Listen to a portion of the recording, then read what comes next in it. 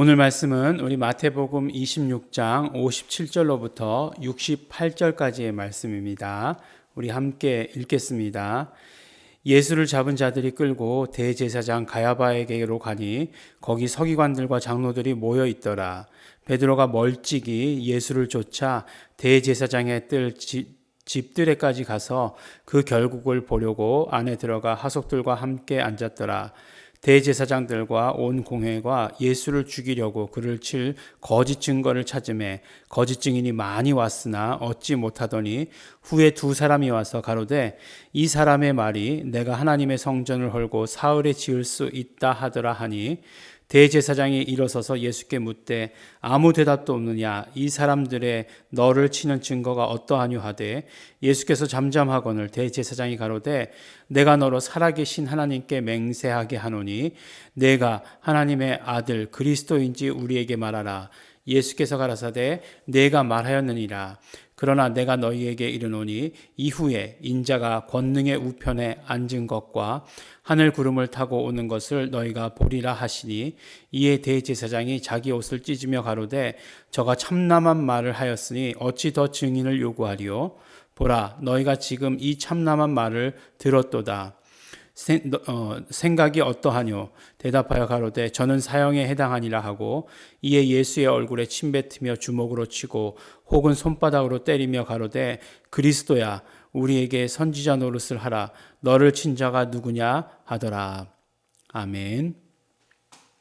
네, 이제 예수님께서 붙잡히셔서 대제사장 그러니까 가야바의 집에 대제사장 가야바의 집에 가서 이제 그곳에 서기관들과 다른 대제사장들과 바리새인들이 모인 곳에서 이제 그 재판을 하게 되는 것이죠. 그런데 보니까 예수님을 이제 죽일 구실을 찾고 있는 거죠. 사실 이 사람들이 모여서 먼저 회의하기는 명절 때는 하지 말자 이렇게 결의를 했었는데 그런데 이제 가룟 유다가 오게 되죠. 그래서 이게 웬 떡이냐? 이 스스로 이렇게 일이 잘 풀려가는구나 하고 이제 예수님을 붙잡아 오게 됩니다. 그래서 이제 신문하는데 증거가 있어야 되잖아요. 그래서 증인들을 불러 모읍니다.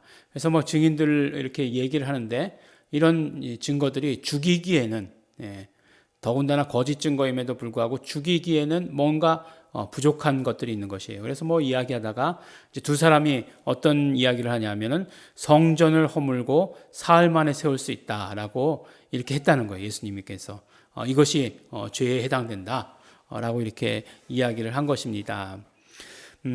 그 요한복음에서는 이 이야기에 대해서 결국 성전을 헐라 내가 사흘 만에 다시 일으키리라라고 하신 말씀이 무슨 말씀이신지에 대해서 그 의미까지 말씀해 주고 계십니다.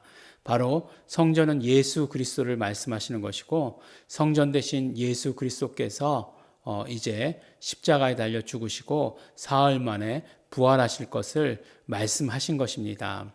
그러나 그것을 이해하지 못한 사람들은 성전을 그들에게 있어서 가장 정말 그 아킬레스건과 같은 그 성전을 그 문제를 건드렸다라고 하는 것은 그것은 굉장히 용납할 수 없는 그런 일이었습니다.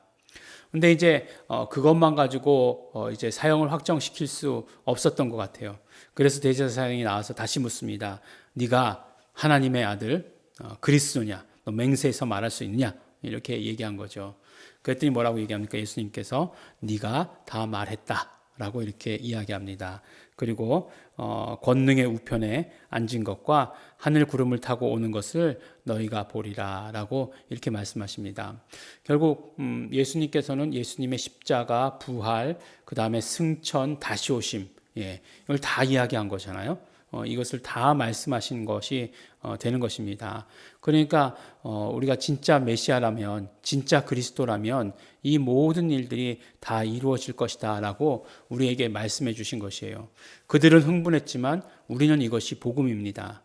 그래서 예수께서 말씀하신 대로 그대로 예수님께서 죽으시고 부활하시고 승천하셔서 하나님 우편에 계시고 그 다음에 다시 오신다라고 하는 이 복음의 말씀을 우리가 받아 가져야 돼요. 그리고 그들에게 있어서는 참남한 죄죠. 참남이라고 하는 것은 신성 모독에 해당되는 그런 죄지만 하나님의 아들 그리스도다라고 말씀하신 것, 그것은 우리의 믿음의 고백이 되는 것입니다.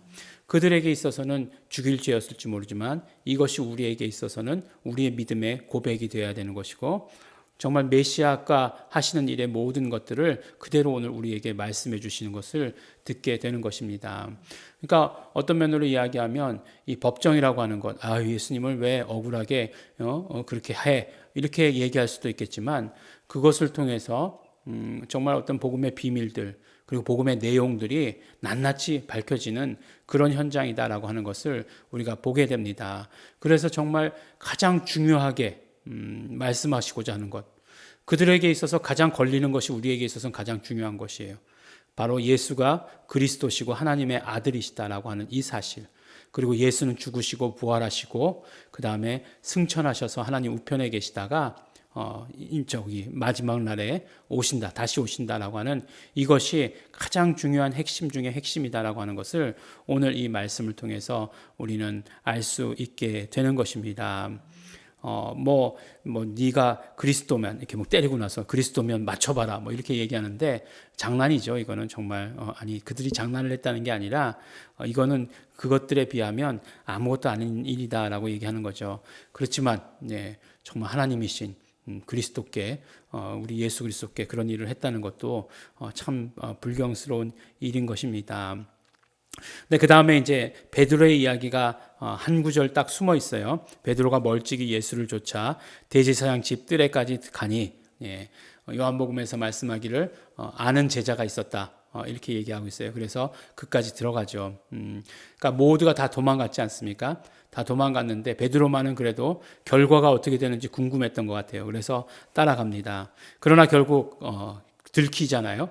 그래서 대제사장의 하속들에게 들켜가지고 또 귀를 잘랐던 말고와 친척인, 하필 그런 사람이 있어서 걸려가지고 이제 그 사람들에게 예수 그리스도를 부인하게 되는 그런 일을 겪게 되는 것이죠. 아마 다음 사건이 있는데, 다음 사건은 우리가 그 전에 이미 다 함께 말씀을 나눴기 때문에 생략을 하도록 하겠습니다. 오늘 예수님께서 아주 작은 법정이죠. 그러나 유대인들의 법정은 법정이죠. 법정에 쓰십니다. 나중에 빌라도의 법정이라고 하는 법정, 로마 법정에 쓰시지만 유대인들의 그 의회 앞에 쓰셔서 정말 중요한 것이 무엇인지를 우리에게 알려주고 계십니다. 우리가 정말 이 중요한 것이 무엇인지 받아 가졌으니 예수가 그리스도이심을 우리가 믿고 고백하고 하나님의 아들이심을 우리가 믿고 우리의 입술로 고백하는 것, 이것이 우리의 믿음 가운데, 신앙 가운데 가장 중요한 것을 말씀해 주시고, 또 예수 그리스도께서 이제 하늘 우편에 앉아 계시니 이제 다시 오실 그날을 우리가 기다리는 그런 신앙생활을 해야 할 것입니다. 오늘 말씀 가지고 우리 기도하실 때 우리 감사하시면서 기도하시기 바랍니다. 상황은 오늘 장면은 굉장히 힘든 장면이지만 그러나 그것을 통해서 우리는 예수가 누구이신지 더욱더 확실히 알게 됐고, 우리의 믿음의 가장 중요한 것이 무엇인가를 더 확실하게 하게 되었습니다. 그것을 우리 감사하시고 또 회개하시고 우리의 연약함, 부족함 회개하시고 결단하시기 바랍니다. 예수가 그리스도이심을, 예수가 하나님이심을 우리 매일매일 고백하며 살겠습니다. 결단하시면서 우리 다 같이 통성으로 함께 기도하시겠습니다.